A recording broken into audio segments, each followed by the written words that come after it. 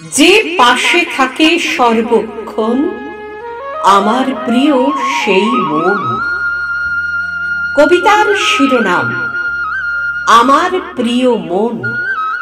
কাব্য রচনায় শ্রী স্বপন দাসের কল্পনায়। স্বরাঙ্গনে আমি মুনমুন চক্রবর্তী সেন।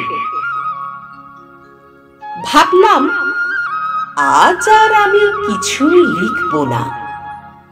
কিছুতেই আমি মনকে বোঝাতে পারলাম না। এই মন, তুই কেন এমন? একটু বোঝার চেষ্টা কর।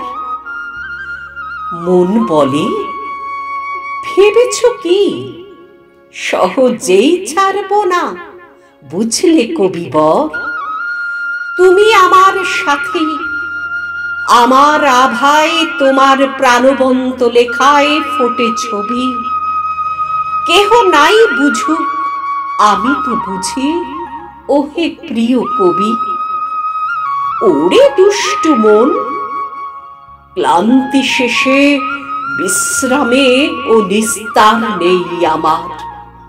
মুদিত নয়ন সম্মুখে ভেসে ওঠে তোমার ছবি বারংবার। তোমার প্রেরণায় প্রস্ফুটিত হয় লেখা, এটাই আমার অহংকার। সাহিত্য সংস্কৃতির অঙ্গনে তোমার পরশে থাকব চিরকাল, এটাই আমার অঙ্গীকার, এটাই আমার অঙ্গীকার।